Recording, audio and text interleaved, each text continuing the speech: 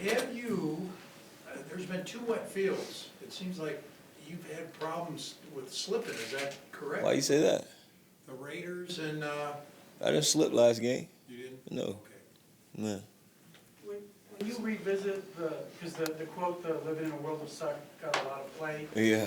do you, not to say regret, but were you surprised that it kind of took on life? Yeah. I'm definitely surprised. Do I regret it? No, I don't regret it. Because that's where we are. We are living in a world of suck. I'm not gonna sit up here and be fake with you guys, a lot of you guys, and say, oh yeah, we're 0-3 and I'm having the time of my life. Like, who does that? I'm a competitor. I love to compete.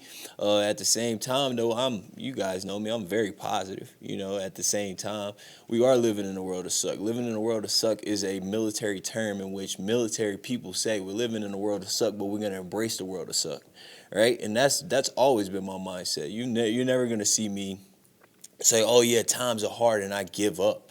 I'm never gonna give up. You guys gonna see me back out in Empire Field Sunday trying to get a win, and still understanding that we're 0-3. We're an 0-3 football team, trying to work ourselves out of a hole, and so that's where I stand. As an offense, what are you guys doing well right now that you can build on? Yeah, I think we're running the ball really well. I think we're moving the ball down the field really well. I just think, we just got to keep trying to finish those drives. Obviously, one thing about this game is it's a lot of ups and downs. You go back to last week, me versus Chicago, I had a great game. Then I come back this week, and it's like the media, not the media so much, but just the game in general. Here I go with a holding call, and, obviously I got to lay in bed at night and think about that. And, if I would have never did that, and I would have never got called for it, we would have been up 4 points, and so I feel like I gotta take responsibility and hold myself accountable for that action, So at the end of the day, the only thing that I can do is look forward to the next game, right? And so that's what I'm looking forward to. A few targets, was it 4 targets? Yeah. Is that game circumstance? Well, I remember, Fangio, he came in the night before the game. He said, it's supposed to rain tomorrow. I was like, dang it. And so, when it's raining, it's kind of hard to throw the football. And so we were able to run the football, at the same time. And so I understand that, and I understand the game plan and how we had to shift away from our game plan. And obviously, we wanted to throw the ball down the field. We couldn't, So that's just how the game flows sometimes. But again, the only thing I can do is look forward to the next game and hope that, the next game I can have 13, 12 targets, 10 targets, and I can make a big impact. Because, every week, starting tomorrow, I always tell myself, I want to be the person to make a splash in the game. I want to make an impact on the game. And so, obviously when I don't do that and I work hard and, I have a holding call, obviously I'm upset because I'm a competitor and I want to win. And so, only thing only thing I can do is look forward to next week. Vic said that it was a hold. You said after the game it was a hold. We're talking about it, but you've been in the league a long time, probably been called for some other holds. Where does it rank in terms of severe holds, whether they've been called against you that you've seen called? I mean, right now, it's at the top. We're living in the moment of right now. I'm not living in the moment of the past. And right now, that holding call, obviously, we're sitting here 0-3, and so, every little thing, they're always going to, right now, you say when you're 3-0, you're under a magnifying glass, and when you're 0-3, you're even under a bigger microphone glass because, you get what I'm saying. Because everybody's looking to point some type of finger at certain plays that could have determined the outcome of the game, and so that's just how it goes. And so I'm here. I've been in the league 10 years. I take accountability for my actions, and obviously, I gotta do better. In terms of that blocking, I was giving it my all. It just so happened it was an inside run. I was blocking for the inside play, and Royce ended up bouncing it outside, which he was doing his job. And so, obviously, I just kind of tugged the guy a little bit, but yeah, that's football, right? The Ramsey situation's a little uncertain right now. If he does play this weekend, what type of guy is he? Where does he rank him? I don't really know him, and I haven't really watched that much film on him. But at the end of the day, I'm a competitor. I want to go out. I want to face the best, and so I'm actually looking forward to going and facing him and see, what kind of outcome I can have versus a guy like that. Because you want to play against the best, and you want to say when I'm in front of kids and they ask me who's the best corner you ever faced. Right now they're saying Ramsey is one of the best. So I want to go against him and see what type of opinion I have after that game. In your opinion, What's the biggest challenge that Jacksonville's defense poses? You know, they got players. You know, they got a lot of first rounders and second rounders. You know, on that defense, and so we definitely got to bring our A game. When you think of Jacksonville, you think defense, right? And so we got a challenge up ahead of ourselves, and we've had a challenge the past 2 weeks. You know, versus Chicago and Green Bay, we've faced some good defenses, but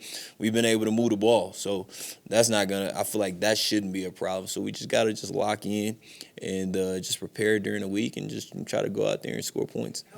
How much easier would it be for you guys? Because you have moved the ball, you've done some things successfully, but you don't get leads. How much would that make it easier for? Yeah, I mean, it helps out a lot.